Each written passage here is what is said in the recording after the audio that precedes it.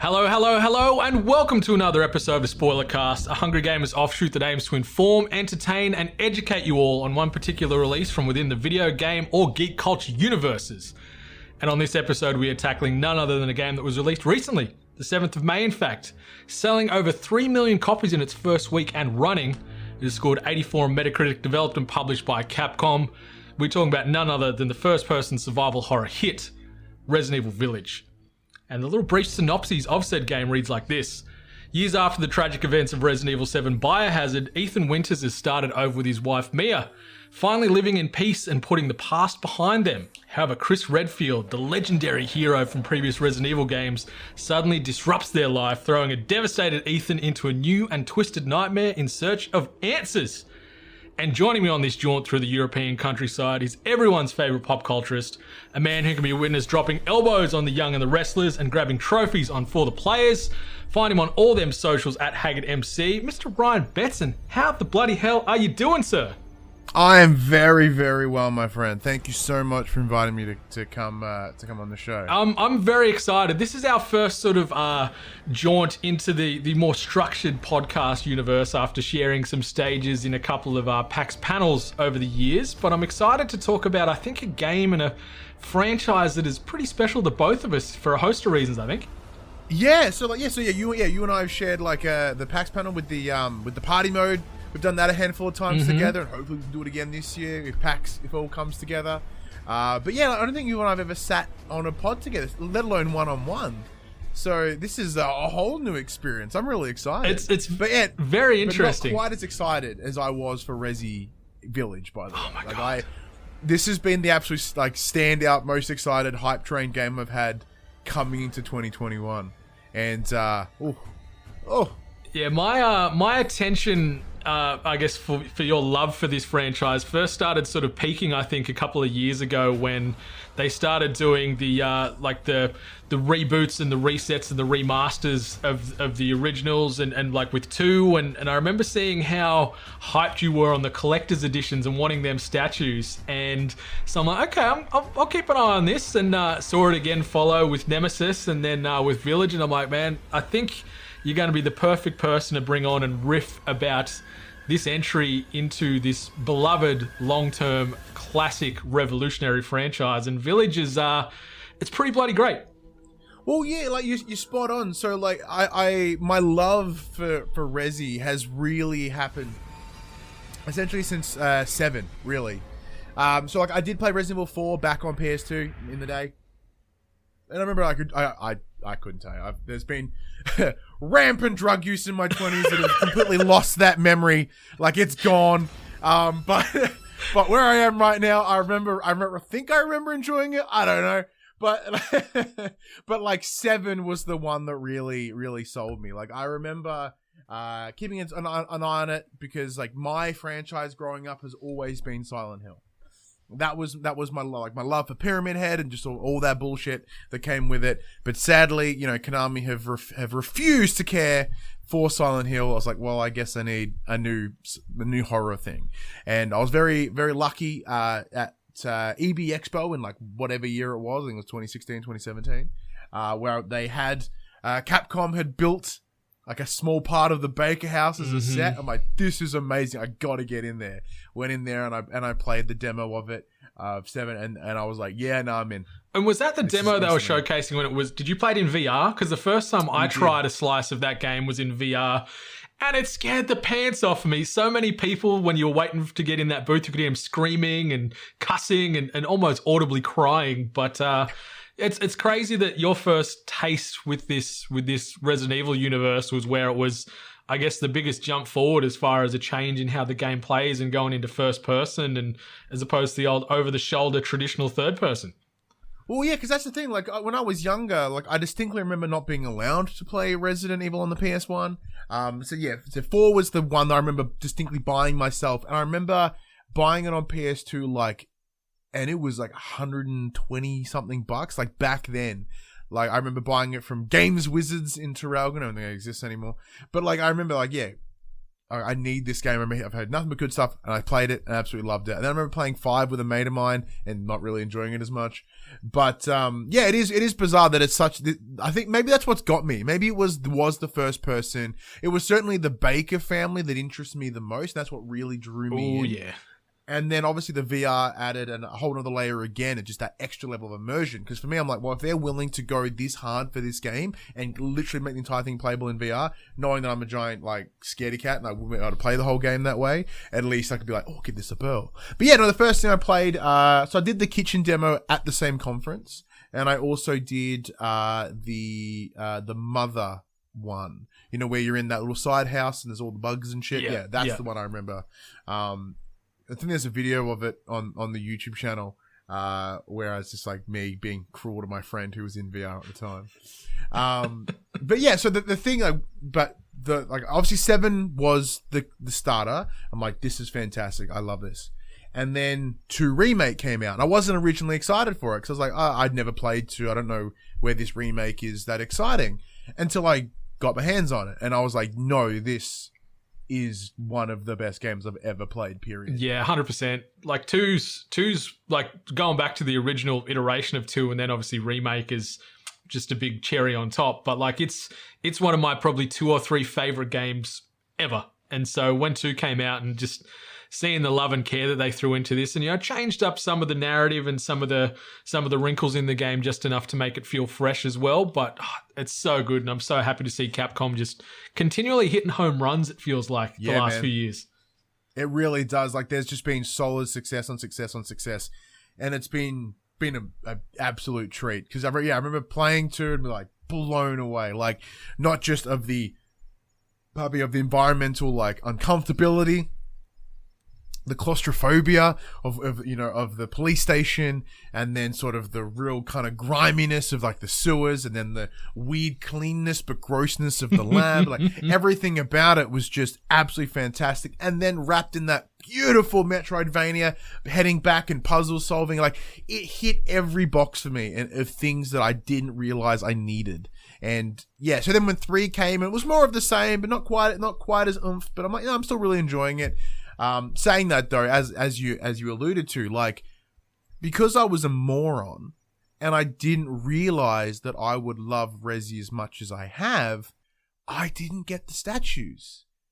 And for those who don't know, like for the players and the Pop C set is this elaborate set that I have in the back room of my house, a bunch of shelves behind me, and like those statues would look mint on this shelf. They would add so much more weight, not only in a physical sense, but in just a prestige sense to that set behind you there. But yeah, and they're near impossible to find. Like I missed the pre-order runs on EB, and JB had a few as well, and I missed it for 2 and 3.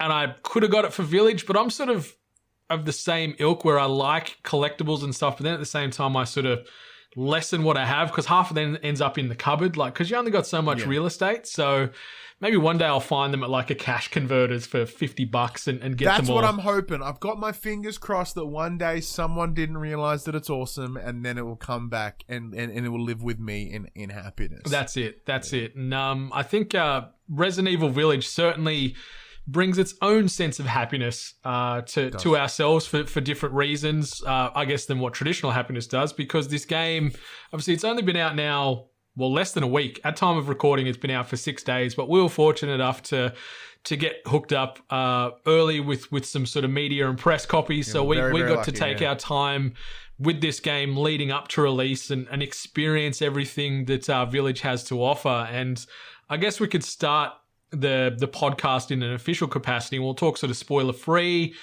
riff about our experiences, what we thought of the game overall, some hits and misses, and then we'll deep dive into spoilers and just jump into whatever we feel is worth talking about here on the potty. So I guess, Ryan, did you want to sort of lead us off what you thought about maybe like the game from a narrative or an overall feel for yourself? Like did it hit those and check those boxes you were talking about? It did hit in a lot of ways, but there are some ways that it didn't land for me as well. Not saying that like this is just. I think the hurdle that I had was coming in with expectation, right? So I really enjoyed 7. I really enjoyed everything about 7 until that last sort of moment, like on the tanker, where I think 7 really brought in a lot of that uncomfortableness, claustrophobia, especially in the Baker house. So here I was thinking, sweet, we're gonna have an intense village. Like at this point in time, we know of Castle Dimitrescu, and like I'm feeling that we're gonna get that same level of claustrophobia and tightness, which we kind of did. So I was like, hell yeah, love it. Give me all that. You know, there's a lot of like summer backtracking, but sort of whatever. But I really enjoyed the story in terms of it, because this very clearly is the second in a trilogy. Mm-hmm. So there was a lot of new, but there was a lot of connection and a lot of setup. And that's what got me excited. So I'm like, okay, so it's respecting me for playing 7 and enjoying 7. Additionally, it's giving me a bunch of new, cool characters, antagonists, setting up an extra part of it, and then giving a little bit of what's going to happen in the third. And like, there's a clear through line, and it's family, which is, just like Fast and the Furious, but like slightly different. Just a little bit. They're not in space yet. Give it time. Yeah. there's a 9th game, like it's just like just like Fast and the Furious. Sorry, like 9 is the hint of space. Like 10 could be anything. God, I cannot wait. Yeah. Oh, I'm so excited. But yeah, so I think that's like where this game has a lot of strength. Is that middle ground. I did like the spread of those villains. I do think each one of them brought a different kind of horror. Because it wasn't until afterwards when I started reading some of the reviews that the game director had, especially I think it was one with IGN, where he talked about how the design aesthetic for Village was a theme park of horror, mm-hmm. with each of the key villains providing a different sense of horror. Now, because I tried to go media blackout as much as I possibly could coming into the game, this wasn't something that I knew. So here I am when I've finished my playthrough, I'm like, it feels a little bit disjointed. Like there's one antagonist specifically was like, this is seems so tonally different. Why is it not landing? But then in hindsight, I'm like, oh, okay, well that's body horror. That's like environmental claustrophobia horror. This is, that, and this is like the monster horror. Like, and I've got, oh, okay, no, I'm starting to understand it a little bit more. Yeah, it certainly at times felt like you were playing several different games at once, depending on which of those lords' biomes you went into. Like with Castle Dimitrescu, you get a lot of the traditional Resident Evil Spencer Mansion-y vibes, where you're running around this big giant ass mansion. Well, it's more castle obviously, but same sort of atmosphere. And then when you are dealing with these other 3 lords of the area, what you get from Beneviento and their house amongst the hills is a very much like a PT experience, if you wanted to sort of... With no combat, which makes... Spoilers, by the way. No combat. So once again, that is that more suspense. And there's a good hunk of body horror in there as well. It was one of my favorite parts of the whole game, that whole section. But it was interesting because you've got the 4 lords that you go through, and it feels like the first and the last lords that you take down, they're sort of bookending, and then the middle is almost like they're quicker little experiences, where the first and last are maybe 2 to 3 hours per area, but the 2 in between are maybe 90 minutes to an hour, depending on how quick and how thorough you are moving through those hubs. But it gives you a lot of different, like the same sense of dread and suspense and tension and claustrophobia throughout the most of the experience in the game. But I like that you do get not only different experiences, different bosses, but then also they've got their own sort of different minion and creep type enemy underlings underneath them that you've got to tackle and combat and work out how to get around or how to best deal with them as well. So you get a lot of different flavors. It's not just the traditional, like Resident Evil 7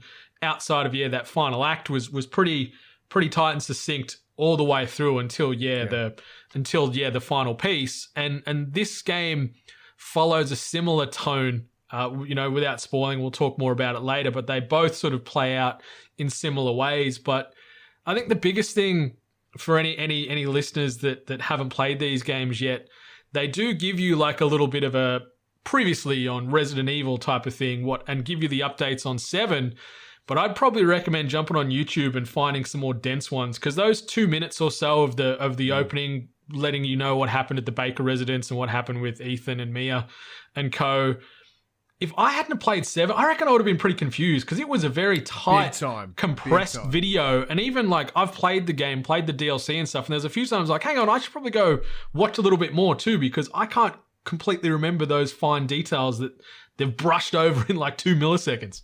Well, see, I made the conscious decision last year, knowing the Village was coming out this year. So at the back end of last year, I played both 7 and 4 again. So I'm like, all right, cool. I know 4 is very that has a big, strong influence on Village, and obviously 7 is a direct tie-in because I think that was announced at the time. Mm-hmm. Like, brilliant. I'm gonna run through them again and then head into this year. You're a very wise man because this does take the best parts of 4 and the best parts of 7, chuck them in a twisted-looking blender, and out comes Village. So, I really enjoyed my time with it. I thought the story was great, especially some of the unveilings and the greater connections between Resident Evil games right back to sort of the origins of this universe. Like, I like that there is some nods to the past and also some potential references to what might happen in the future. The 4 lords, I think they were pretty cool. I liked that they were very distinctive. They were a little bit caricature-ish sometimes, but that's part of, I think, the Resident Evil charm, like where it is a little bit hammy and the dialogue's a little bit cringe here and there. Especially some of the things Ethan says, like he was constantly in a state of dismay and shock at the world around him. It was like, brother, the stuff you dealt with in Village, in 7 should have set you up. Nothing should surprise you anymore.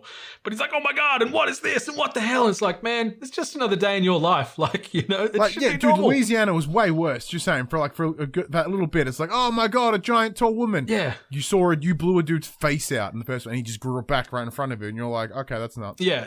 So a tall woman, hey! Yeah, 9'6", what is this nonsense? Like, yeah, so there was a bit of that sort of hammy, sort of Japanese-inspired Resident Evil writing where they go, oh, this is going to be funny for the Western market. And it is, but it sort of then like dents the tone a little bit when you are forcing yourself forward step by step and you hear something out of sight and a lichen howls and everything, it sort of breaks that immersion occasionally with some of the weird-ass social commentary that Ethan does. But overall, the game delivers. I love the first person perspective in Resident Evil these days. I think I just want all the games to be like this for the future. Like 7 nailed it, 8 further enhanced that in some ways, and the fact that it's a spoiler but it's not a spoiler, but Ethan is a little bit more active. He's undertaken some, in quotes, military training the last 3 years, so now he can jump a fence and he can block and push enemies back and stuff. So like you feel a little more not as helpless, I guess you could say, in some situations. And it sort of adds a nice little layer to how you go about enemies. It's still scary as shit. And you're constantly looking how many bullets you do or don't have. But I like the fact that it feels like you can push forward and be a lot more aggressive than other RE titles. Yeah, which we'll discuss when we get into it more than nitty-gritty. Like for me specifically, those sort of that more action approach, which we did see in 4 anyway, didn't really sell me here. Like for me, I if anything, this is solidified. As much as I'm really enjoying 8, I did really enjoy it. It's solidified that my kind of Resident Evil is 2. Yep. That's what I came for, and that's what I fell in love with. And here, they've given me enough of that for me to go, yeah, no, I'm feeling it. But they've given me enough to be like, okay, well, can we go back to the claustrophobia? Like, I feel you. And there's a few certain parts that just sort of stands out like dog's balls, where it's like, man, just dial it back. Let me feel a little bit more helpless again, please. Like, let me be on the edge of my seat and want to play with the lights on because I'm so scared, instead of feeling like I'm a big, strong military war hero. So, but you know what? It could be worse. Like overall, like from a graphical standpoint, I played on the PlayStation 5. I'm assuming you did as well. Yeah, same here. Yep. So I played it with the 4K ray tracing, 45 frames per second. Yeah, and I had a complete smooth time. Towards the back end of the game, we did have some pop in, especially when I was heading into the running through the village again in those later areas, like a lot of bushes and stuff were popping in. But other than that, I didn't really have any dips, any problems, any hitches. It ran pretty smooth from all accounts. Yeah, I was the same, like exactly the same as you, like running through the village at parts, and yeah, just a couple of couple of bizarre pop-ins here and there, but nothing game-breaking, nothing that ruined my experience. The game looks stunning. Some of the environments in this game, even though it is haunting and terrifying, it's gorgeous in its own really creepy, eerie, uncomfortable way. Like I found myself, especially when the game does it well where you go to one of these biomes for the first time and you're always presented, you're like at the doorstep and you can see the castle or the water tank or whatever, and it just sort of pans out and you've got this crazy big vista wrapped and engulfed in smoke, in fog, but it is gorgeous. It's so good, this game. Like the thing that I think I talked about in my review as well is one thing I wasn't ready for was the dynamic range in terms of like the lighting, with ray tracing and whatnot. Because I'm like, this game is fucking so much darker, but then I'm like, this game's really bright. Yeah. And like I'm like, oh, that's how that's what a high dynamic range is, you dickhead. Like that's how it works. Because when you're going through Castle Dimitrescu, like you're in the lower area and it's dark, it's grimy, it's like that weird damp look. But like the candles are hitting in such a way and it's reflecting off all these little slimy, big old bricks and stuff. And it's just like, this is so cool. It's gorgeous. And yeah, like just transitioning into like little random shacks scattered throughout the village, or going through Castle Dimitrescu, or running around sort of Heisenberg's factory and stuff like that. And yeah, just the way light bounces and sort of interacts with certain things in the environment is really, really gorgeous in its own way. And I'm a fan of it. The torch at times still feels just as useless as it always has in any type of good survival horror game, but that's part of the design, obviously. They want it to be like that. Controls, it's still got a bit of that Resident Evil jankiness that everyone knows and loves. Course, yeah. Especially the default movement speeds. Like I jumped in after about 40 seconds, I reckon, jumped in and dialed up the sensitivity for aiming and sort of just viewing up from, I think it's set at 2 by default. I had mine both at 7, so I could actually whip around and move with any type of fluidity. Otherwise, you're just getting eaten alive by lichens everywhere you turn. Yeah, I didn't go in there. I just went, I'm going with it. This is what they intended. This is what this really? This is the space that I'm in, yeah. I admire that. Like, it would have added a nice additional challenge layer on top, because there's times where... It did. I got chomped at a lot.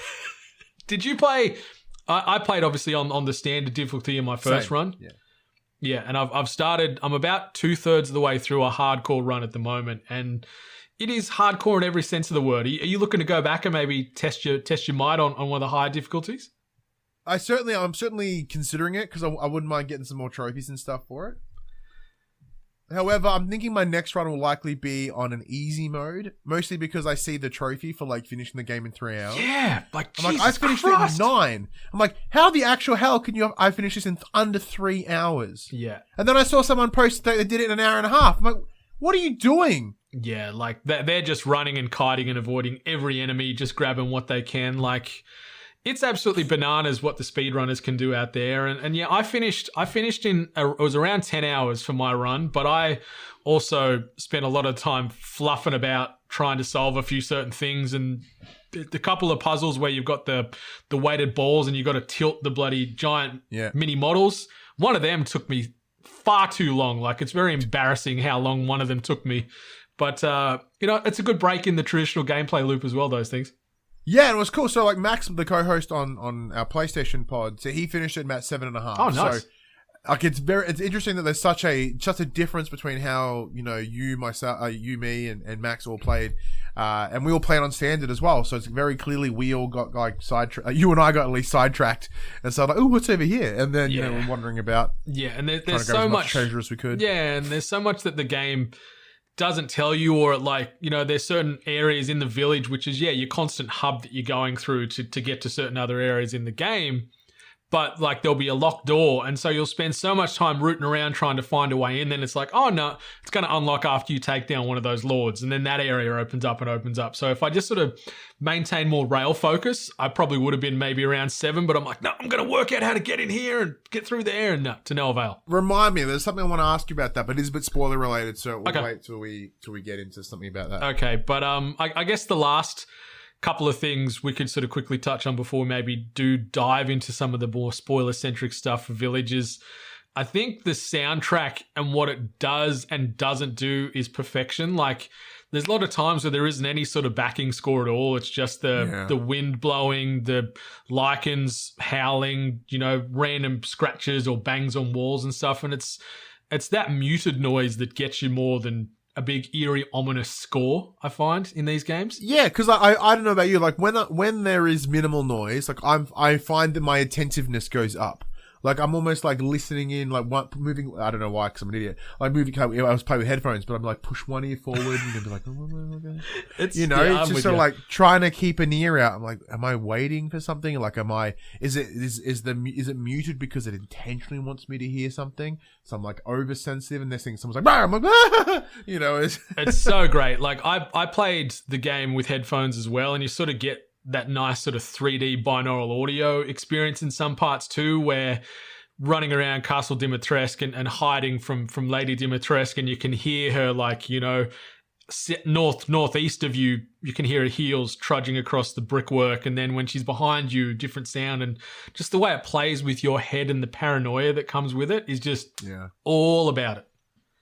Very much so, very much so. It's fantastic. Yeah, but I guess we could probably park non-spoilery stuff here, unless you've got anything else you wanted to say non-spoiler before we maybe just go, bullet a gate style and just throw whatever we want. No, I'm just ready to go ham, dude. Like, that's my plan. Like, let's rip this shit open. Let's get in. All right, listeners. So, if you haven't played the game and you're worried about spoilers, I'd probably put this potty on pause right now and come back after anywhere from 7 to 10 hours of game time and finish, and then come back and, or 3 hours if you're ballsy. Yeah, or an hour and a half if you're some Resident Evil deity. Like, Jesus freaking Christ. Like, yeah, power to them for being able to do that. That's absolutely banana. I need to jump on YouTube and watch some of these run-throughs. That's me. I'm going to have to watch it in order to work out how to get through so fast. All right, so let's jump into spoilers. Where do you want to start with spoilers? Is there anything you want to get off your chest first and foremost?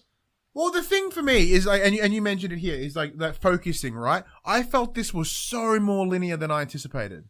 Like, better or worse, like it felt super linear because they are so separated in terms of essentially the 4 biomes in the village. I felt that it was like, rather than once you're done in that biome, you never return to it. Yeah. Yep. Where, like, especially with 2, I felt that I was constantly heading between the police station and the sewer, and then like I found, and then I found a film canister back in the lab. I'm like, oh shit, that film thing was back at the police, and then I hiked my way across it. Where here it was very clearly everything is contained in this one space. No need to go back once you're done. Like, compared to, I keep using 2 as an example, but like the keys, you've got the 4 sets, the winged card key, things, the card things, the spade club, whatever. Oh, I distinctly remember getting the spade, getting the club key first, or whatever, and being like, "Damn!" And then I would happen to find 1,000 doors that are all everything but the spade. I'm like, "All right, cool. I'm excited. Let's hunt down them keys." Where here, the delivery of that key structure and that locked door was essentially, you've got the key, now you can go to the next biome, and like there wasn't that internal finding things. Like when there was like the Lady D key at the castle, and there was like an iron key somewhere else, but like they did sell so heavily self-contained. Yeah, and it's a bit of a departure from that traditional Resident Evil formula that we're used to, where it is so heavily reliant on, you can't get in here now, but you're going to be back there later. But where this is, you go in, you take down the big bad, you grab some loot, you grab some treasure to sell to the Duke, and then on to the next one. Like you'll pass through the subway system that is the village, grab some new shit, maybe fight a new type of enemy, and then head north, fight bloody Moreau or whoever you're fighting next. And it took me, and it's probably why my run through is a bit longer too, is because I've got that Resident Evil muscle memory where it's like I'm just so used to having to backtrack or go to these places later, where I'd naturally start doubling back through old areas a few times. I'm like, wait, I don't need to do anything in here. And I guess one thing that's good with the recent RE games is the blue-red system when you're jumping on the map, where nothing's there, because it saves you so much time and so much pain. Yeah, big time. So I was doing a lot of that too. Probably why my time was very similar to yours. I'd be like, in an area, put the map up. Am I red? All right, hunt, find something. It's blue. Yep, beautiful. Fancy. And then I move on through to the next room. That is such a massive, massive lifesaver, especially if you don't want to. I think here it's not so needed compared to say 2, which was all like, because a lot of that backtracking, you're like, well, is there something in this room that I just can't get to yet? And then we're here, it's like, all right, moving to the next room, cleared it, next room, cleared it, next room, cleared it. Now, once again, that, to me, I feel that criticism is entirely an expectation criticism. That is not a fault of the game itself, because that is exactly how they intended it. That's exactly how they designed it. So if they wanted those distinct biomes, I would have preferred if they didn't, but I didn't make it, so I can't make that claim. But you know what I mean? Like, they've been able to give me what I want in the biomes themselves. I just wish I had more reason to track within them. 100%. I'm with you completely. And on that sort of biome discussion, obviously, one thing that took me by surprise in this game, and I think probably everybody that's going to play this game already has, is old Lady Dimitrescu and her daughters. You think that she's going to play a much larger role in this game, and yet she's the first of these boss type lords that you come across, and she's killed off, and her daughters are all killed off within the span of a couple of hours, or maybe 25 minutes if you're that speed racer with the 90-minute run through. And I was like, whoa, really? That's it? Okay. Yeah, and I think that is a fault of ours, like the fan base. I think because they marketed her, they in the trailer and the footage, they shown off the varying. You see them all in a meeting room and in one of the castles. That you even see Mother Miranda. But like, it's just like, okay, cool. They didn't allude to the idea that Lady D isn't the big bad. And I think that once Capcom realized the success of the tall woman, they just leaned into it. Yeah. Let's head into that marketing campaigns, which I do sadly think many people probably left reasonably dissatisfied, knowing that it's so quick to get through her. Yeah, and it's especially like, because we're full spoiler here, I think she's the strongest of the 4 lords. Like, I really liked going up against Donna Beneviento in the haunted house with the creepy doll and the crazy other enemy that you're getting chased by, which we'll talk about in a second as well. But I think, yeah, Lady D, she certainly is the best of the 4, and the fact that she's dealt with, and the daughters are dealt with so quickly in that experience. I was like, oh, is she going to come back like in typical Resident Evil fashion? Like, are we going to get Albert Wesker in 9'6" female version just constantly coming back, or is she the nemesis and she's going to come back slightly more deformed? But it's like, no, she evolves into this big giant flying beastie, and you take her down in this big clock tower, and that's it. She's done. You sell off her presence, and that's it. I think that's the weird. I think that's the part that's confusing me, like, because as you said, like, there's previously that expectation that like people will come back in some way. Even Jack in the Baker House, you fight him a few times. You blow his face out, and he's like, "Surprise, motherfucker, I'm back!" And let someone have chainsaws. Yeah, where mostly because I think Lady D and the castle is so heavily inspired by those older game types. That's probably why it had that sense to it. Like, at the end, they become the big beastie, as you said, and like, that is standard. Like, having gone back and played 4, and like, every boss at some point becomes a big body horror bastard, and then you got to fight him. And we had that exactly here. I was like, oh, cool. Well, she may come back as an even bigger one. And sadly, we were left disappointed. Like, They had a very set formula as far as these battles go with the 4 lords, where you deal with them and encounter them in their base form. You anger them enough or hurt them enough that they become some kind of larger creature. Well, with the exception of Mrs.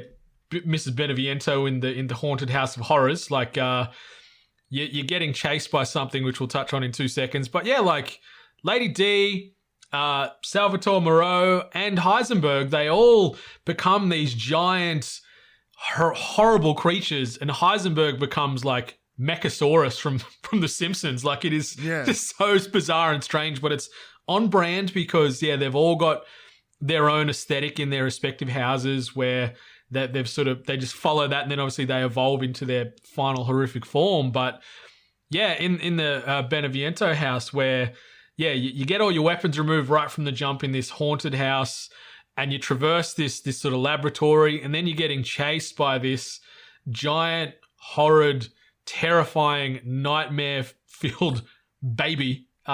This is the freakiest part in the whole game for me. Slug thing. Yeah, it is terrible, like, but great. Like, I love this part, but this is probably the most unease I felt in the entire game in that section in that house.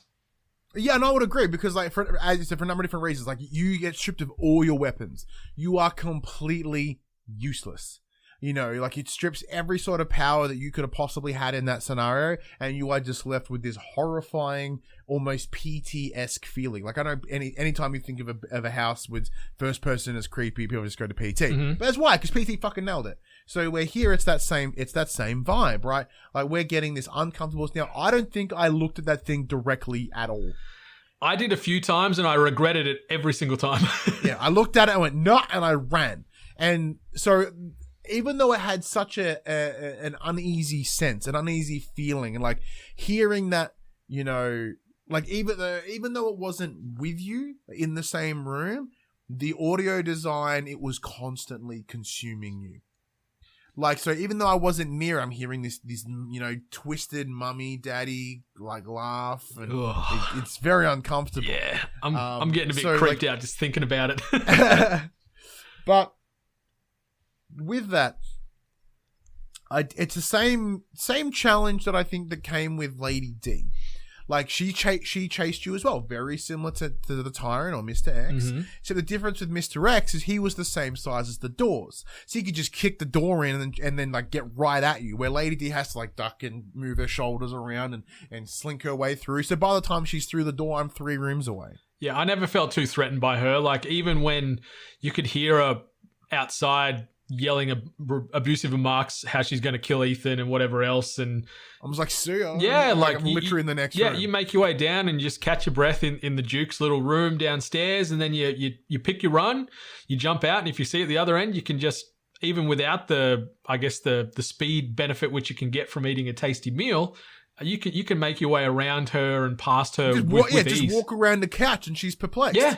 You know, and same goes with this creature here. Is like, there's the only time I've really got caught with it was like, I'm just gonna hide under this bed, and I did, and I'm like, so, and then just legged it. Yeah. You know what I mean? Like, and even then, like, it closes you in near the little elevator area, and you just go, and then, you know, you walk around a desk, and like, it's just once again, still very, very good. Like, I feel like I'm nitpicking here, but it's just like that, a little bit more speed, or at least its ability to like jump over it or not give a disregard for the geometry of the room. Like, I think, like, I would have loved to have seen him take some of the AI from like the Xenomorph in Alien Isolation, where there is these unpredictable movement patterns and just some intelligence behind these big bads, because it was terrifying in their own right. But yeah, if you could add that where you can't really telegraph which way it's going to go or a way to get around it, it would have just made the heart further beat out of your chest. But like, if I tried to dodge Lady D behind her couch, she just goes and yeets the couch. I'm like, oh shit. Yeah, and you know that small normal sized furniture is no trouble with her. She threw that dresser like it was a bag of chips. So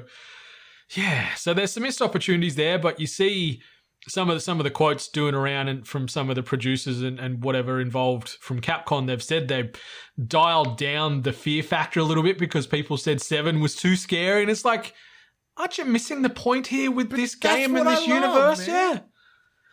Missed opportunities, but like, comments like that is how we ended up with 5 and 6. Yeah, oh my god. Especially 6. 5 was okay, but 6, oof, like 5's bad for the racial undertones and the shit off the back of that. A bunch of people. But of darker skin. Oh, actually, did you want to touch more on Benevento in a overall, rather than just the creature, like in terms of her house and the doll and like how she fits in the family? Let's do it. Yeah.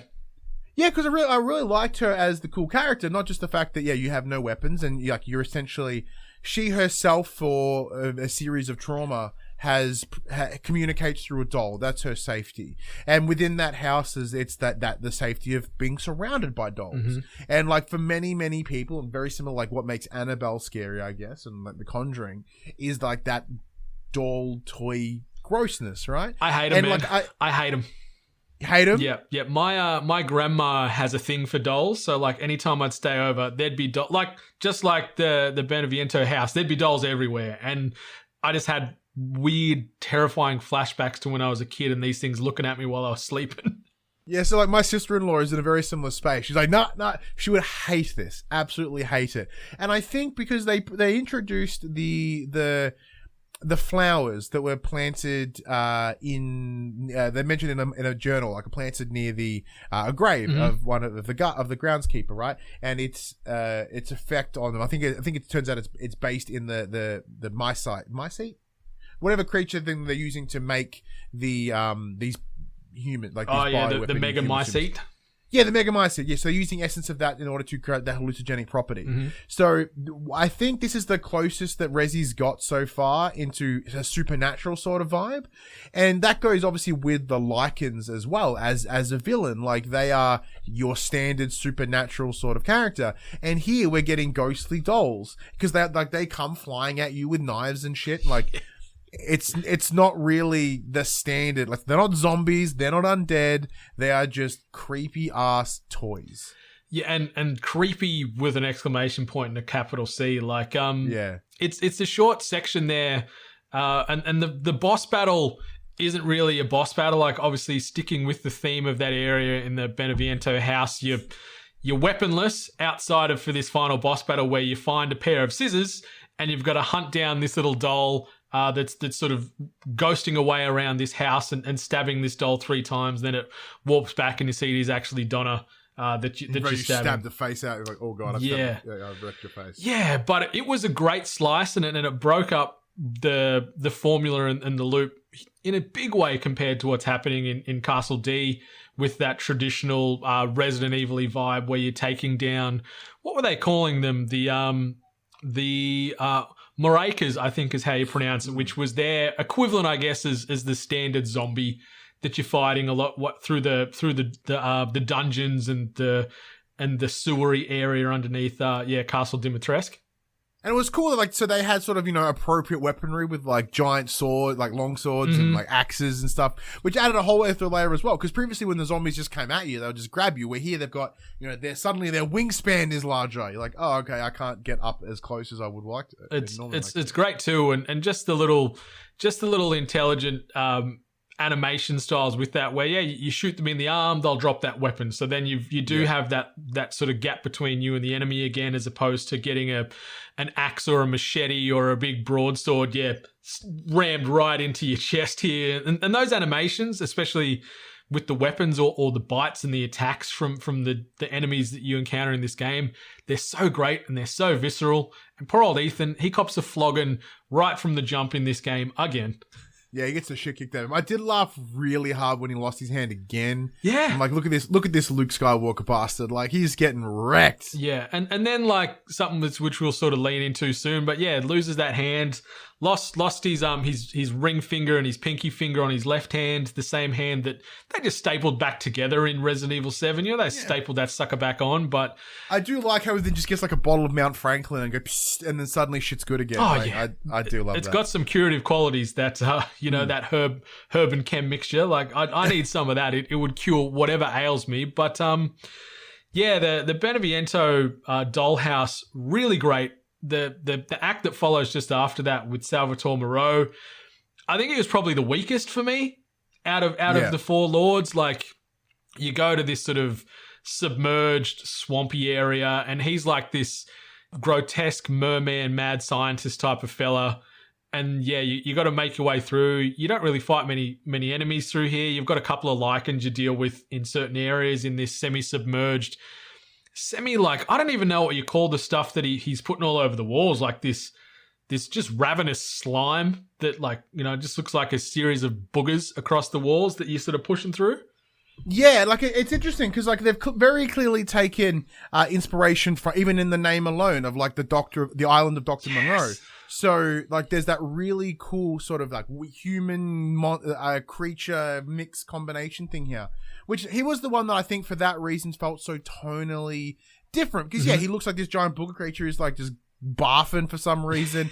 And it just made me think of, like, what is that? I think it's from Futurama. There's, like, that frog king thing. Yeah, and he's just vomiting all the... That's exactly who Moreau is. Yeah. Yeah, it's like he's just... like, oh, okay. And he's, like, he's pathetic and he's just vomiting. To me, that felt like probably the most jarring character out of the lot. But I still enjoyed it because that was your straight monster horror. Yeah. Right. Yeah. And and then that's where the action started kicking in as well, as you sort of get the back end of it. But during like that constant traversal, as you said, as you're heading through this swampy, underwater area, like as part of the village, it's kind of completely submerged. And then as you clear it out, you get to see it all, but like, it's all been full of water. So it looks really cool and really adds that ray tracing. 100%. Yeah. The aesthetic through here is great. The one thing I probably was my biggest gripe with Moreau was I didn't play with subtitles on. So there was a few times where I couldn't actually completely understand what he was saying. So there was a couple of times where I like quickly reloaded the most recent save and really concentrated or chucked the subs on so I could get the full experience of old Salvatore. And it's funny because they all four of these lords have a similar beat where they're all vying for their mother's love. They all want to be the golden child. They all want to be the star pupil of Mother Miranda. And you see it in their journal entries. It's funny, they all journal. And it's all pen and paper, not in a laptop, not on Tumblr. It's all pen and paper, so I respect the tradition there. But they're all journaling and scribing. SalvatoreMoreau.blogspot.com. Exactly. But it's all similar beats. It's all like, Mummy doesn't give me the same love, or if I can do this, Mummy's going to love me more. But they all approach it from different angles, and I think that's like especially within that family dynamic, right, where Monroe, I keep saying Monroe like as in the Simpsons, the episode, Dr. Monroe. Dr. Monroe, where, so Moreau is so like the idea of like, everyone's mean to me and that's why Mum doesn't love me. She knows I'm a piece of shit. Where the other people are all like, Lady D is like, I know I'm the best. This is why you should love me. I am this and that. And, where Beneviento? Beneviento, thank you. Where she is, because she's lost her parents, it's a surrogate parent sort of vibe. Like, it's a different reason why she wants that love is because she's lost her parents. Where Heisenberg just has straight resentment. Yeah, he really does. He's like, yeah, fuck you, Mom. I'm going to show you. I'm building this demonic Wolfenstein-esque army, and we're going to come for you, Mom. We're going to overthrow you, and I'm going to be the boss, But yeah, so like Moreau was the one that I was the most happy just to get done. Yeah. Like I was like, all right, cool, let's just move through. Yeah, and the boss battles, like, it's a similar sort of beat with Lady D and Moreau. They've got similar type of loops as far as the battles themselves go. One's on the ground, one's in the sky, but it's the same type of thing. Crazy big freakish creature with Moreau or Lady D now like part of this big crazy creature, and just pepper the weak spot where that like the creature's mouth was like, that's Monroe. Shoot. Pop, Lady pop. D's standing on top of this giant dragon. They very easily show you where to shoot. Yeah and the Lady D one, it happens so quick. Like, you're traversing the castle and you got those statues and whatever else, and all of a sudden she's she's hulking up and it's time to fight. Like, it happened so fast. And afterwards, after you took her down, I was just like, oh, okay, on to the next. And that's just how this game is. You don't really sit and dwell too much. It's like, here's this person's corpse that's now a valuable trophy. Go sell it to the Duke, and that's closure for that area, and on to the next piece. Yeah, and there's like such a finality with each of these guys as well. Like, it's done, it's done. Yeah. Which I don't mind. Really, really jarring. Which is cool, but it's like, okay. It's such a step away from that usual Resident Evil formula, though, where you're like, is that person truly dead? They're going to come back and fuck me up in the third act, aren't they? But no, this one Resident 3, you hit Nemesis like 11 times. Yeah.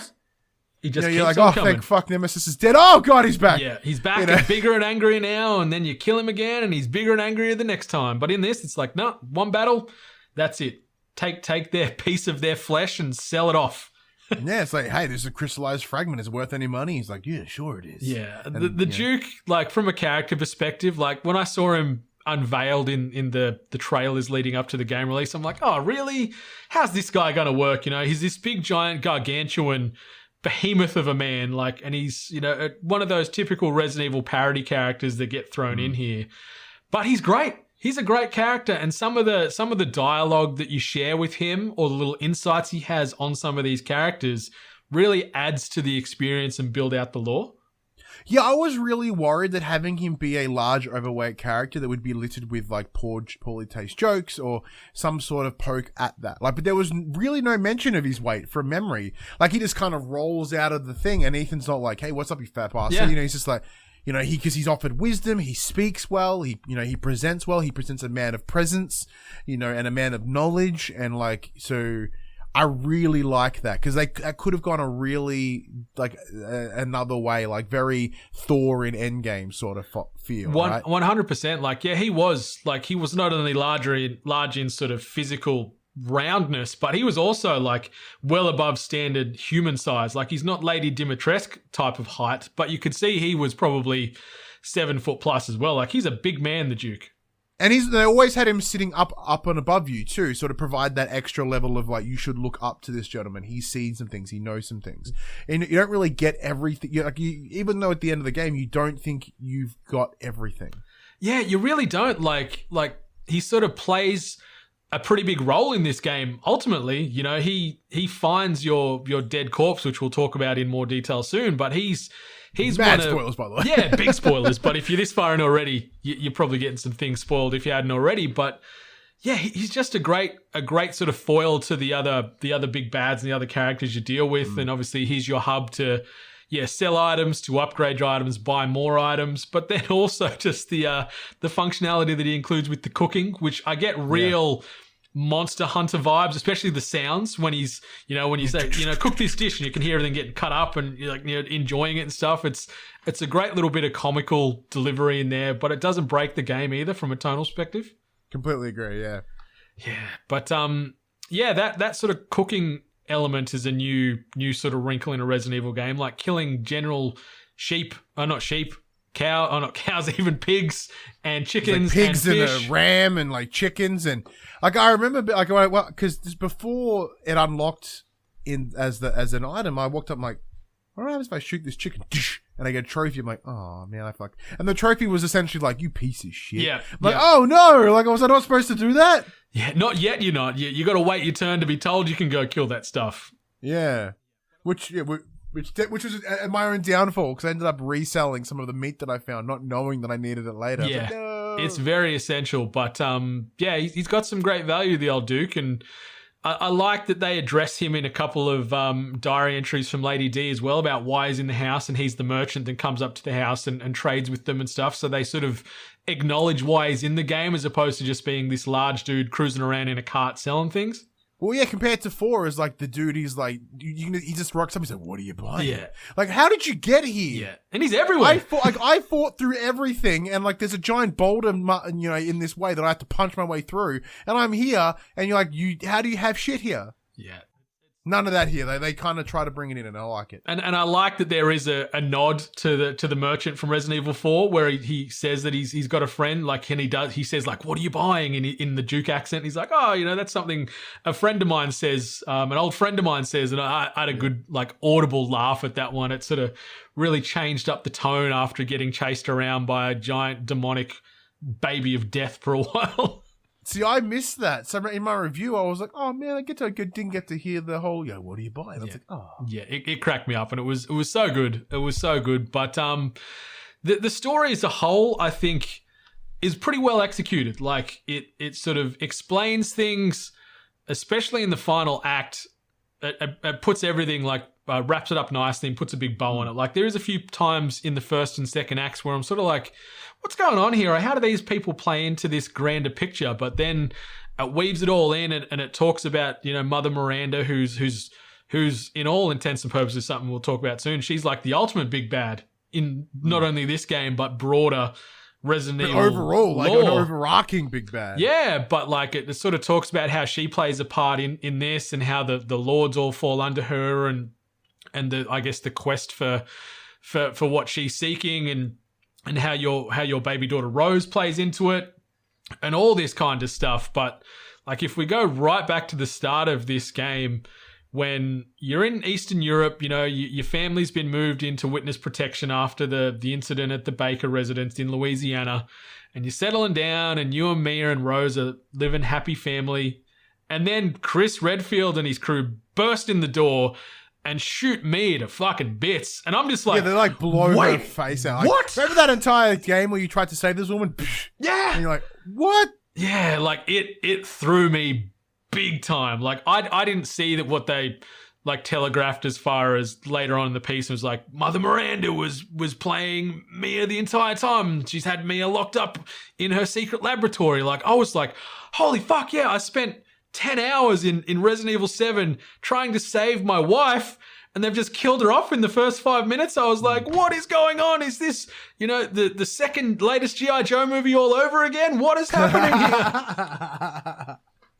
Yeah, and then to make matters worse, like they stole the baby, and the baby gets taken. Next thing, the baby's fucking cut up, presumably into different jars. Oh my god, fucking dark. Yeah, and that part is acknowledged and discussed so loosely and so calmly. Where, you're like as Ethan, you're the distraught father because your wife's just been shot to hell. She's gone. The only thing keeping you going forward now is little Rose. So you're running around Europe trying to find your daughter, and then you find out that she's been cut into parts and put into these magical jars that are going to be used in this big ceremony to bring back Mother Miranda's daughter. And each one of these 4 jars that appropriately each one of the lords holds and resides over, hence the reason to go into these biomes. But just knowing that, on even on the jars, it was like baby's head written there in tape and text. Rosemary W. head. Yeah.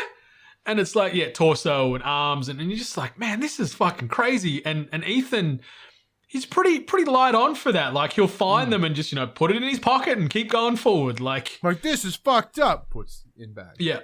Yeah, so. Anyway, before we even get to that, though, we still haven't touched upon Heisenberg. Yes, Mr. Heisenberg.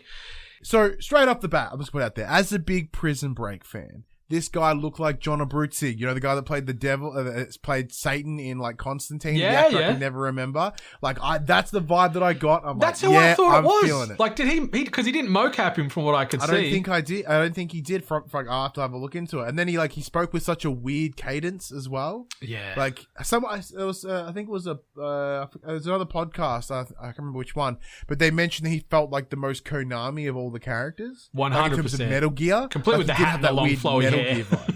Yeah, he had like a big hat and glasses, and in the middle of the night in a warehouse, I think he had the most. Yeah, Metal Gear was the example that I used. I'm like, I feel it. Yeah, and he was like his sort of biome and his area that you traverse through is one of the longer parts up there with the Castle Dimitrescu, and he's sort of the head honcho of the Lycans. He's the Lycan daddy, but as we touched on earlier, he's had enough of Mother Miranda and he wants to overthrow her and take his seat at the head of the table.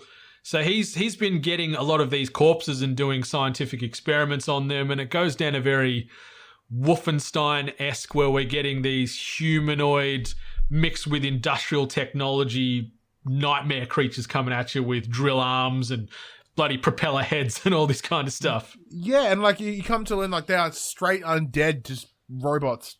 Yeah. It's real bizarre. Like that's probably that's when like the big tonal shift happened, because you're like, what the fuck is he doing? Like, how does this all fit in a warehouse? And then you're like, and like he's building a resistance army to fight Mother Miranda. Yeah, and I'm like, this is weird. I'm digging it. These guys are pricks to fight, but I'm digging it. Yeah, and none of it ever pays off. Like I thought maybe at the back in the final battles with Miranda that maybe some of that army might be semi-sentient and come out and whatever, because you're running around this underground industrial complex and there is thousands of these things getting wheeled around on these chain bloody... big conveyor belts. Yeah, on these big conveyor belts and in machinery and on the walls. Like they're everywhere, these corpses. Yeah, I don't know where to get these dead bodies from. Yeah. To be honest. Like, because, we like, early on when we first see the village, like we said there's like 12 people left. And even then the village itself could probably fit like 100 people at best. And like then there's thousands of Lycans, which we come to learn later on, failed experiments, and like where are all these people coming from? Yeah, it doesn't really explain that. Like all we needed was one little diary entry where maybe they hijack planes somewhere along the line. I don't know. Like, explain something, because, there's far too many enemies for this tiny little sleepy village. Like, no doubt there's little surrounding villages that they might be picking off and farming at the same time, but yeah, they don't do a good enough explanation as far as where all these people are coming from. And it's, once again, like it's not a moment of like it's you know, I'm a wrestling fan. I can suspend disbelief, all right? You know, and like that's exactly what I did. I'm like, I don't care how they got them all. I just like that they're here. Exactly, but like it's a crazy step outside the norm of traditional Resident Evil creatures, like mixing in these mechanical undead beasts with bloody drill arms and yeah, like the guy that he fuses in with the motor of or the propeller of some plane, which may or may not have been ripped off from an indie horror film that's now getting a little bit of discourse on the social medias. But yeah, I did see that. Yeah, but well, I hope in that movie that you also have to shoot it in the asshole for it to die. Exactly. So yeah, if that doesn't happen in the movie, then I'm sorry, mate, you don't have a case. And in the movie, that beastie has arms too, where this thing is armless. It's just a propeller head with a torso and a angry anus that you pepper away with bullets at. But yeah, like it was another nice change up though. Like even though it started like this sort of this biome and then moving forward from the game, this is where it really shifted into that more pure action for me, where you're pushing forward, you're shooting and engaging with so many enemies. It's less about puzzles and being weary, or you're still weary of your bullets or lack thereof. But like I found myself on the front foot from here, because by this time I'd upgraded my weapons to a pretty damn good amount. I was finding enough resources because I was combing every room until it turned blue. So I had enough shit to always have a good amount of bullets in my back pocket. And so I was just engaging with all these bloody nightmare creatures all the time and just moving forward, just being aggressive. Yeah, with that, like to add to that, like at no point did I ever feel ammo short. Through the entire game, actually. I did one time, and funnily enough, it was with the final boss with Miranda. When I started, I was like, I don't have enough ammo for this. Yeah. Yeah, I guess I had that at the start, but then you realize she starts dropping things. But I mean, like, I'm like, well, there's got to be a way for me to get more ammo in this fight. Yeah. And because, like, what if you came in with nothing? You'd be ruined. Yeah, like, imagine taking her down with the little piddly blade. Like, obviously, you get a dagger as you do in these games, and you have since the jump. And the great thing, it doesn't break, it doesn't degrade. But, yeah, I tried to conserve ammo a few times on enemies and like kite them around and stab, and then run around here and stab. But it just got too much. So I'm like, fuck it. Get out my shotgun, get out my whatever, and just doosh. Yeah. But the enemy variety is great in those 4 biomes, and then you get a mixture of some of those through when you're running back through the villages. Is there any of the enemies outside of the 4 lords that sort of stood out for you in good or bad ways? So I like the medieval dudes. They were cool and they were pricks, which was awesome because, like you said, that added wingspan, like you think you're at a safe distance in order to be able to line up that shot, right? You want to be a little bit closer because that way there's less sway on the joystick, right? And especially with the reticle. But if you get too close, which would help line up the shot, you just get shanked. And because I constantly forgot to block the entire game. I'm with you. Like I was probably 50% of what I should be doing blocking wise. Like near the end where I was trying to just change up my playstyle a little bit, I was trying to do the block and then the pushback counter and then, you know, aim up enough to get a nice juicy headshot or something. But yeah, I didn't use it anywhere near enough. Yeah, no, I completely understand. And like with the robots, they were like cool, but they had giant shoot me buttons on their chest, which made it really easy. So it's like, okay, well, I've just got to step back and wait for you to open up your arm. And, you know, like, so it would benefit to have the, like, sniper rifle in that scenario. But the Lycans initially were cool, but they did start to become just a sort of an annoyance towards the end. But I did like them from a more action-y standpoint, is they were a lot faster. They're a lot more ducking and weaving. And I guess especially when we're comparing it to say 2, you know, where like they're slow and lumbering and they're brutal, where here they're brutal and they're fast. Yeah, like it really changes up that usual sense of panic that you have in a Resident Evil. You know that there's an arseload of zombies coming at you, but yeah, it's a nice slow shuffle. They're meandering. You can take your time with your shots. Where these Lycans, yeah, they're putting a step on you and jumping here and faking this way and then going that way. So anytime I'd miss a shot and I'm looking at my bullet count, I'm like, fuck, okay, I got to get him on this next one, otherwise it's going to get a bit spicy here. And like some of them have reinforced skulls and some don't. Like you just blow their face out, which was awesome, and then some just seem to be really resilient. And then, of course, there's like the big gnarly dude with the hammer. He was a ton of fun. And then there's these like big, essentially giant robot dude with axes. They were intense. And like it's one of those things, like no matter how much you kick the shit out of him, like they just seem to not die. Yeah. And even like when you're fighting the big sort of like more traditional lichens, I think they're called the Varkalax. They're like the big giant lichens on all fours. Like I think they're ancient see one beasts. very early on in the game, yeah. Yeah, you see it right near the jump and you're hiding and just evading and running like a little schoolgirl. But fighting them was crazy because they did massive chunk damage. They were quick. They could jump. So it was constantly hiding, taking a shot, running, catching your breath, hoping not to die. And those like super weird werewolf-y thing looks like just giant walking things of hair. Like looks like someone drew a squiggle on a page and it suddenly became animated. Yeah. They were uncomfortable. Really, really uncomfortable. That battle near sort of the back end where you fight Urias, who's one of the first big creatures you encounter. He's like the big...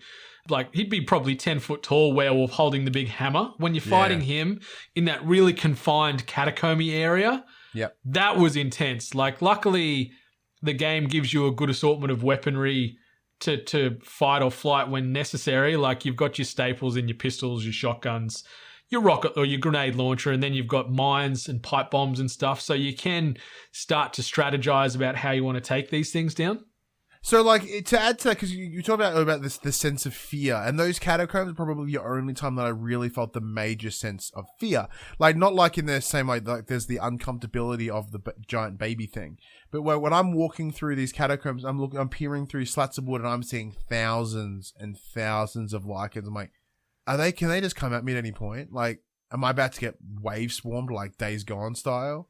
You know, and that's the only time I was like, shit. And they don't do that often enough. There's a few times where you do get like a good half a dozen in the first 2/3 of the game where you've got 6, maybe 10 lichens coming at you. But outside of at the back end where you take control of someone else, you don't really get a massive horde of enemies coming at you at any one time, which I think is a missed opportunity. Yeah, I agree. Like, they would really be beneficial for that. I think you would certainly feel that sense of overwhelming. Where I think, aside from when they intentionally put that in the story, I think it's good that they sort of spaced it out, because like when you first meet the family and you start getting chased, you're like, oh man, there's so many, I just gotta run. Like it kind of forces you to a scenario where you cannot beat here. Yeah, and that part, like, that's one of my little minor gripes is in the opening act where, you are Ethan just running around like a madman trying to survive. Not only this, like, weird, horrific game show-esque thing that Heisenberg seems to have set up, but the fact that his voice, no matter where you are, like, there's no speakers. I looked around, I'm like, how's this voice getting thrown around this area all the time? There's no speakers, there's no microphones here. How can I hear this all the time? So I'm like, that was a little misstep there, Capcom. That's one thing that irked me, but it was interesting that it really dialed it up where you're avoiding these big bloody spiky wheels of doom and lichens busting out of here and you got to run this way and that. But it certainly set the tone early, that's for sure. Yeah, no complaints there at all.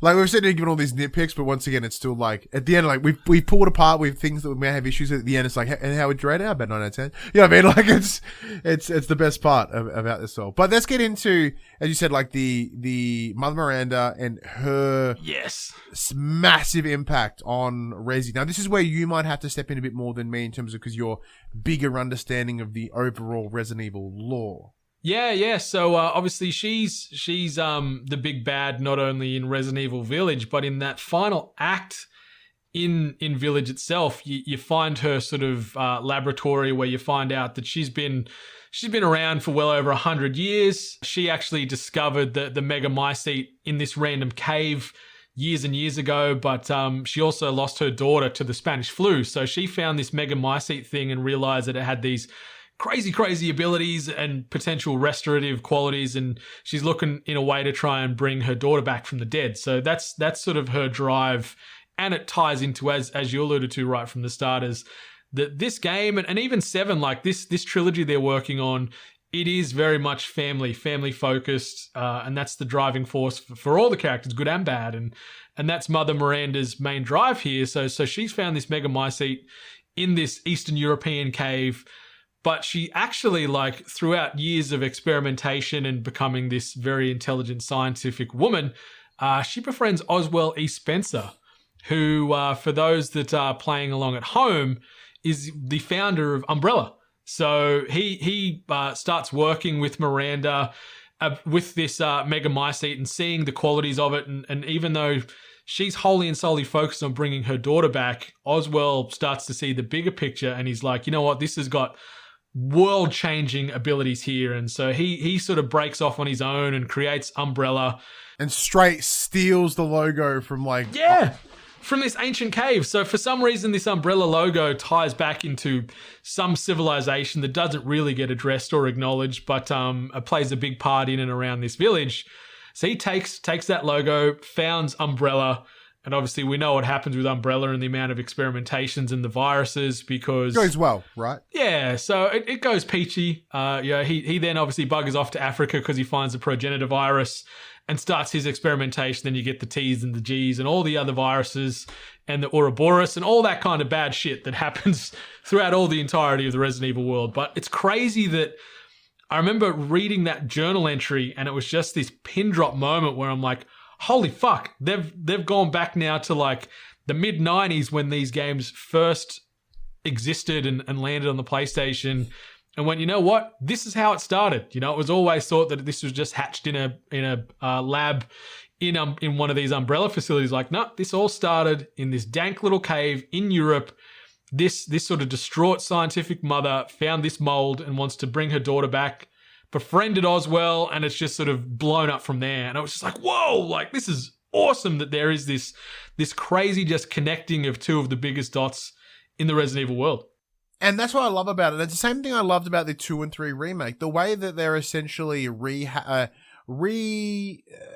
rebooting Resident Evil. Mm-hmm. Like they're realigning things in certain ways. They're retelling certain stories in order to have a cohesive narrative. Because like with obviously 8 base games now, as well as a endless amount of spin-offs, like the story, like just like Star Wars, things got a little bit weird and a little bit crazy. So like they're trying to hone that back in. And like we saw that in 3 with like the signs of the mutation-y things that we see in 4. Mm-hmm. You know, we see moments between moments that take place at the same time between 2 and 3. You know, I mean, there's a connective there.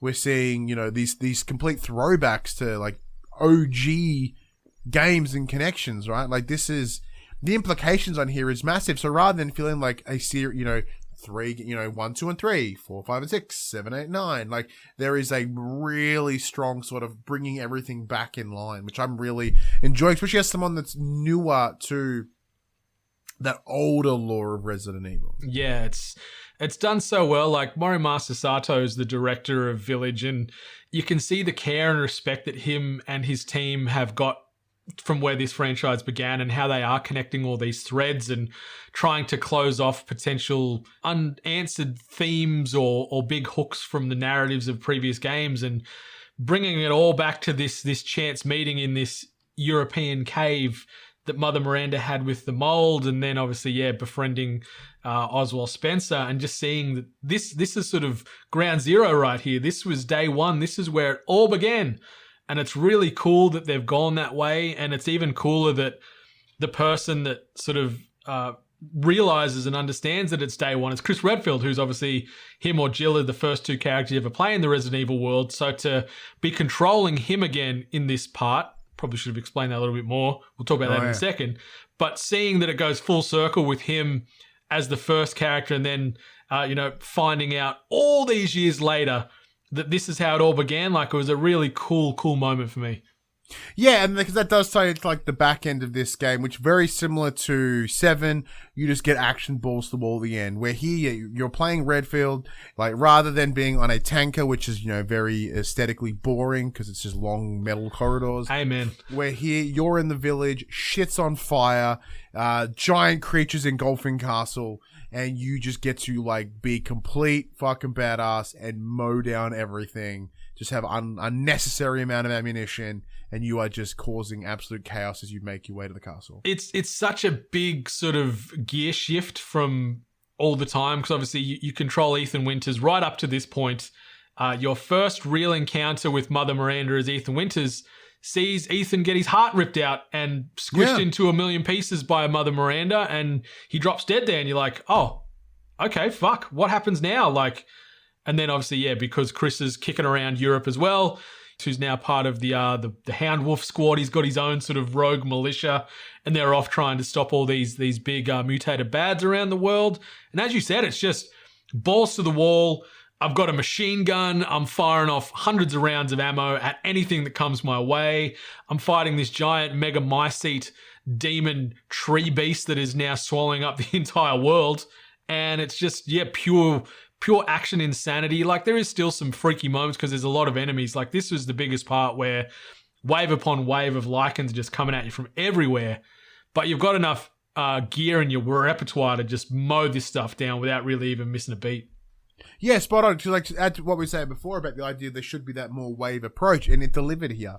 Because like, even though I had especially playing against Ethan, putting this against Ethan, I should say, is that you're fast, you have precision, whether it just be how he moves, how he holds the gun, it feels like someone that's held a gun before and knows how to use it, and for that reason you're just like, and like you're having that precision, is that main sort of focus, right? Yeah, it's a great shift. Like, it's just, it sort of was a little bit jarring in probably negative ways for me as well, that it sort of ended on this big action-based crescendo as opposed to this, I wanted more horror. I wanted more unease and claustrophobia and just sense of dread instead of it just being like, action man, but, it's still good. And I'm not complaining. Like, they're minor gripes that we've got, I think, collectively about this game, but like, I know this was to set up the greater universe and the inevitable Resident Evil 9 and what have you, but it really took me by surprise that they killed off the everyman known as Ethan Winters for at least 5 seconds. Yeah. I alluded to it earlier. The Duke then picks up your body because he apparently knows you're going to regenerate, because spoilers, Ethan actually died properly in Resident Evil 7, and he's just held together by the mold or the mega mycete. Like, his body is keeping him alive because he's a mold man. Yeah, so essentially, like, when you first meet old Dad Baker and he, like, kicks your face in, like, you die. And then they essentially feed you the gross food, which is what transitioned the mega mycete into you, which then you become mold human. Which is why, like, Ethan is so sought after, especially with him and Mia, because as we learn in 7, she too is exposed to the mega mycete, which in turn gets her all creepy. So when they've had this baby, it's like, this is the perfect delivery of mold human. Yeah, mold baby personified. Like, it's kind of crazy to think about that. Rose is just this perfect vessel of pure power. Like, you see what the mega mycete has done with Ethan, and it explains, like, and it took me a while, like when we were playing through 8, where you lose your right hand this time, you get it cut off, but what does Ethan do? He just grabs it and just clicks it on, and it just reattaches itself, and it's like, oh yeah, good as new, let's keep going. And it's like, okay, that's why he can take so much punishment. Bit of bubbly water on it and we're good. Yeah, because he's mold man, that's his superhero persona, and it's like not Hans Mold Man, like a mold man. Mold man, it's certainly one of the most bizarre superheroes in the Resident Evil world, but It's nice, and I like that it explains those things, because there was moments in the game where I'm like, how the fuck can he take all this punishment and keep going? Then you're like, oh, okay. Like, he's getting shanked, like, constantly by these flying dolls, and you're just getting it up. Yeah. You're just keeping going. Yeah. And I do quite like that, because especially with, using another example of, like, Uncharted, right? Like, oh, no, Nathan Drake never gets shot. It's his luck meter. Like, no, he gets shot 1,000 times and just gets up. Yeah. Where here, like, they're like, oh, no, there's a reason that you can take being bitten 1,000 times. There's a reason you can be shot at. There's a reason you can be stabbed and you can still get up. Yeah, and it put me more at ease when I got that far into the game. Like, okay, that all makes sense now, because it didn't make it feel like, I know it's supernatural and horrific and none of this stuff is real, touch wood. Hopefully, Umbrella's not listening in. They're going to turn me into mold man or something. But like, it made the gameplay a little bit more grounded for me. I guess it's probably a weird way to describe it, but it made everything make more sense when they explained that. I'm like, oh, okay, I get it now. That's why he's getting constantly stabbed in the hands. His hands are getting ripped apart. And then 2 minutes later, that's all connected again. I'm like, okay, that's because he's got super mold in him. Well, because I remember I was making the joke to Max as we were playing, because we were playing separate times. I'm like, what the fuck is this health potion? Like, because I loved it the same in the first. He just goes you've clearly got stabbed in the chest. He just runs it across his arm. Yep. I'm like, okay, yeah, good to go, baby. Just a bit. It's like my chest hurts, but my arm mint. Yep. Yeah. Well, I like that they obviously keep the homage to the herb, and you're mixing it with the chem to make this special potion instead of just snorting a bit of herb powder. You're just pouring this magical curative liquid on you, and all is well with the world. But yeah, the ending and that big what the hell moment where Mother Miranda is the cause of all the problems in the Resident Evil universe in a very indirect way, but I thought that was really cool. Obviously, you take her down.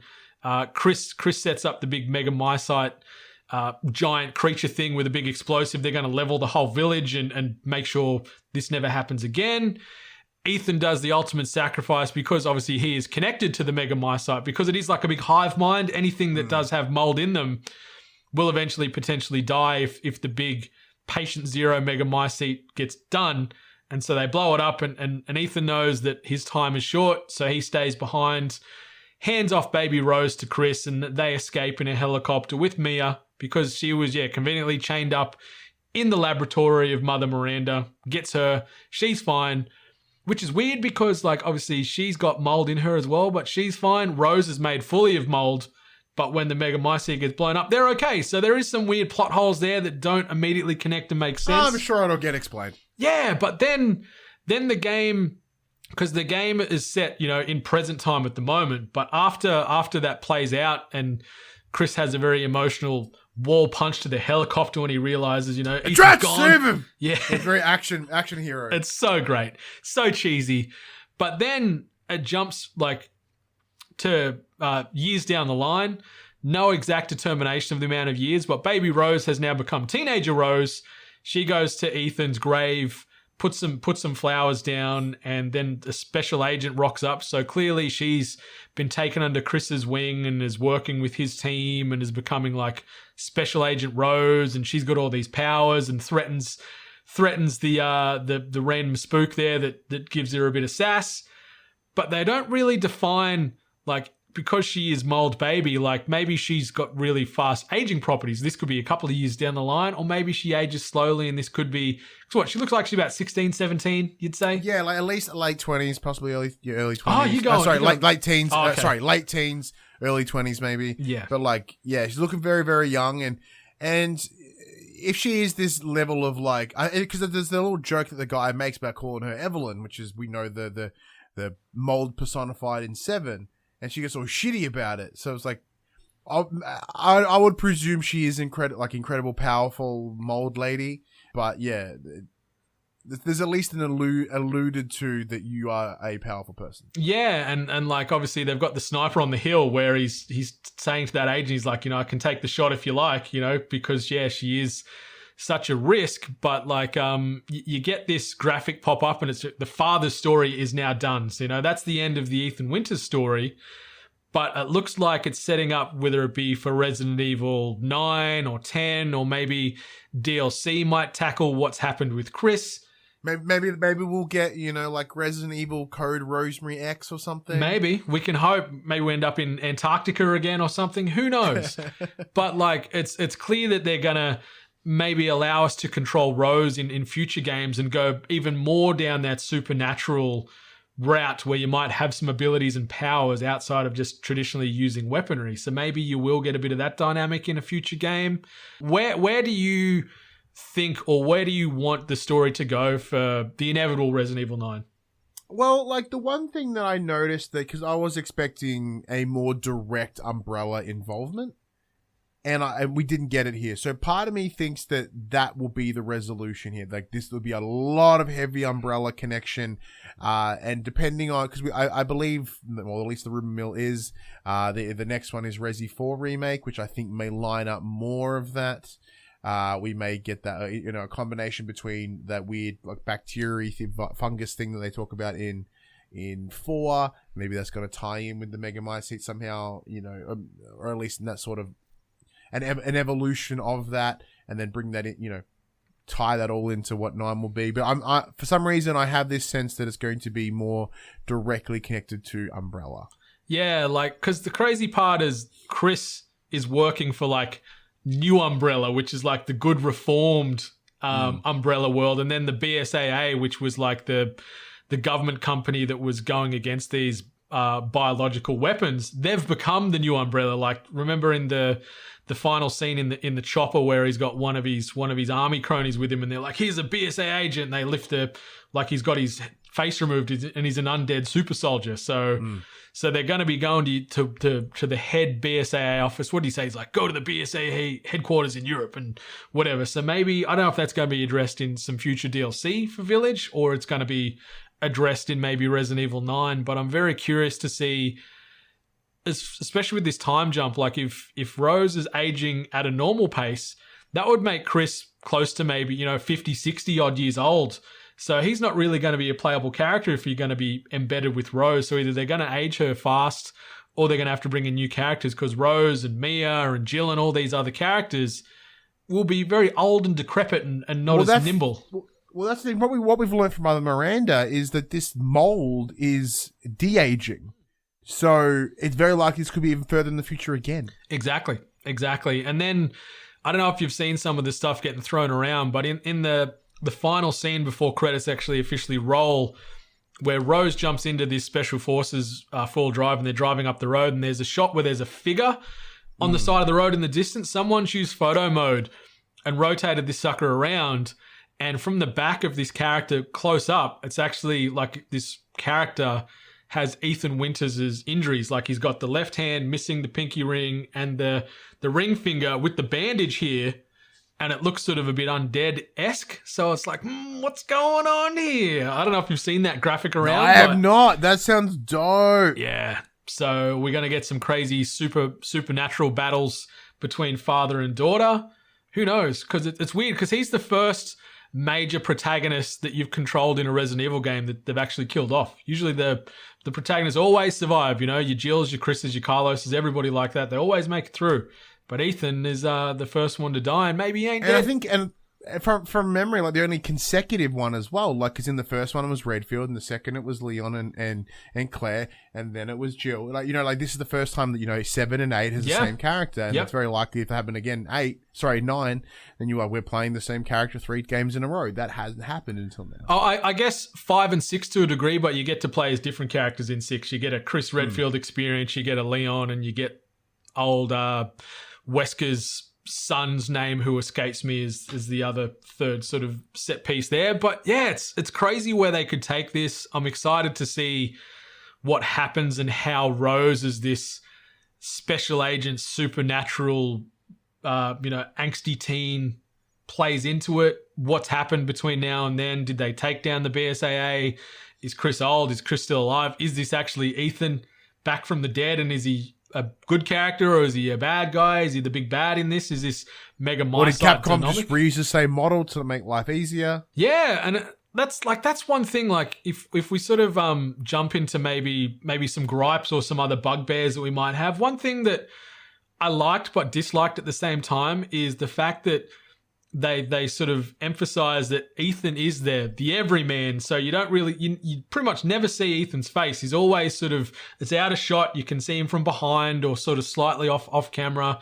So you never really get to sort of fully embrace this character, and it almost becomes just an extension of yourself, at least for me. Yeah, I kind of didn't like that, actually, especially mostly because with Resi, from my understanding and certainly how I feel about it, they create such distinctly defined characters. And I think to have like just a dude whose literal face, like you pull up the character model in the special features or whatever, and it's just still a faceless dude. Yeah. I think Dan Allen in one of his videos pulled the face out of it today, but like, you know, time of recording. But yeah, I'm just like, okay. Yeah, it's very strange, especially because you get so much story and so much emotional oomph out of some of the cutscenes in Resident Evil traditionally, and yet Ethan, you're just getting a quip or like a little zinger or an angry line where he's like, you know, fuck you or whatever, and that's it. But you don't really get to, really empathize with him much. He's just a dude doing what he can for his family and losing hands and fingers along the way. Yeah. Yeah. Pretty much. But man, is there anything else you wanted to bring to the table regarding Resident Evil Village? Anything you want to talk about? I know there was something that I had to remind you of. I don't know if it got brought up organically. That was the first thing we touched on with the spoilers, was whether it felt super linear. So, but like, I do want to preface as well, is like everything that we have pulled it apart here, we have, you know, nitty and grittied it, but like overall, it's a great experience. The way all these things kind of tie together really do, they really sort of allow a lot of these gripes to fall away. Because it's just held together in such a way that it balances out really nicely, you know? Like, granted, I would have liked a bit more of a through-connected narrative amongst all the antagonists, but I understand once I got the context of what the plan was, I was like, okay, no, I get it. It would be weird if they crossed together in terms of it would actually make the narrative seem a lot more messier than what it is. As I said in my review, this does feel like the Two Towers. It is that there's enough to push you through, not enough to close it up, but enough to keep everything going a little bit and really just spice up what would be the final of this trilogy. I still really, really dug it. Yeah, me too. Like, I recommend this game, and I think it's a must play not only for sort of Resident Evil fans, new and old, but horror fans in general, or anyone that's just looking for something good to sink their teeth into. Like, it feels like it's a AAA. It feels like it is the next step in that sort of gaming space from previous stuff we used to on the PS4s and the Xbox Ones and things like that. It's a good mixture of terrifyingly good fun and action and suspense and claustrophobia and dread and unease and all those things that you want to feel when you're playing or watching anything with a horror, thriller, suspense-based flavor to it.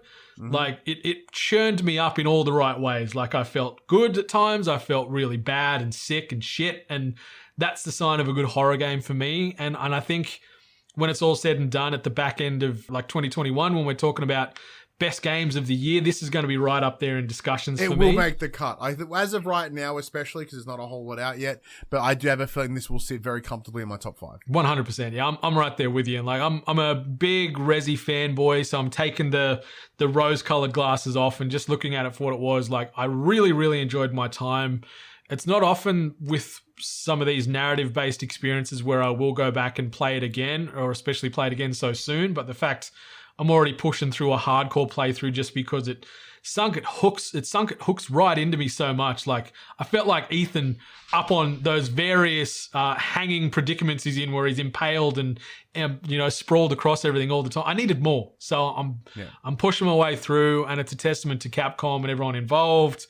And yeah, it's just, I'm really excited for the future of this franchise. Like, it did start to get stale and very herky-jerky in 5 and 6, but with 7 and now 8, I'm excited for the future and can't wait to see what they bring to the table for 9, 10, 11, 12, so on and so forth, because this universe is going to be around long after you and I are in the ground. So bring it on. And as long as they don't take the everyone was too scared from 7. Like, no, change that shit. That's what caused the downslide of Resident Evil.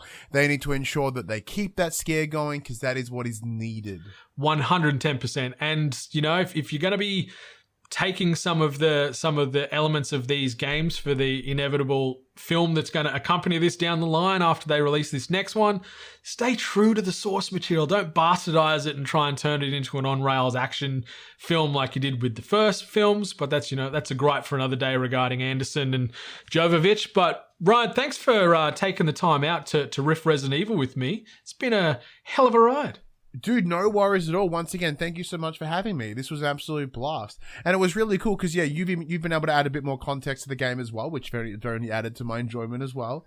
Like, you know, just the little details about that, the RE history, which I picked up, but like not into the depth of what you had sort of alluded to. And I'm like, oh, Love it. It's Super been fun. impressed. It's been fun. But man, where can listeners find you and all your content? The floor is yours. Yeah, so you can find me on Twitter at HaggardMC. That's HAGGARDMC. You'll see me talking about PlayStation and my weight loss journey, which is the big thing I post about a lot. For those that don't know, I lost like over 30 kilos in 2020 using a product called the Man Shake, which is a product that I'm an ambassador for. But in terms of my content side of things, you can find me over at youtube.com/thepopculturists. Over there, we do 2 shows, one being for the players, the Popculturists PlayStation podcast. There are only 2 in the country, made in Australia, and we're one of them. I don't know. Are we number 1? I don't know, but we're at least the top 2 PlayStation made shows in the country. And then additionally, I have a wrestling show called The Young and the Wrestlers, where we focus on the soap opera nature of the WWE, where we look at the storylines and the characters and sort of have fun with it. WWE is a bit rough right now, so it's the show's not releasing as regularly as it should, because if we're not having fun with the product, it's tough for us to make the content on it. However, yeah, that is that's at least once a month with the pay-per-view side of things. But yeah, if you want the pop cultures, it's personalities, it's PlayStation, it's pro wrestling, and that's me. That is you, and it is fantastic content. And I remember the first time we crossed paths was RTX 2017. You guys interviewed Tim Geddes just after I did. I remember seeing yourself and your co-host in the room. Sorry, I can't remember. It was Josh. It was Josh, yep. Yeah, I remember seeing you two in the room, and it's quick like, hey, head nod as we got chaperoned out and you guys got chaperoned in. And yeah, I still remember that to this day, back in Sydney town. Yeah, that was it's hard to believe how long ago that was. Yeah. You know, as I said, and we've run in similar circles for a long time. So you know, like it's good to finally come together, like after like 4 years we've come together and done a show. But yeah, no, it's been a blast. Thank you. Always late, but worth the wait, as they say. But yeah, that's right. Be sure to rate, review, subscribe us on all your podcast hosting players of choice, but preferably Apple Podcasts if you can. Once you're done reviewing and rating all those 8-bit centric podcasts, be sure to show some love to the Pop Culturist content as well. It takes no time, takes no money, and it means an awful lot to us all. Helps keep those emotional lights on in our hearts. But until next time, 8-bit Nation, much love.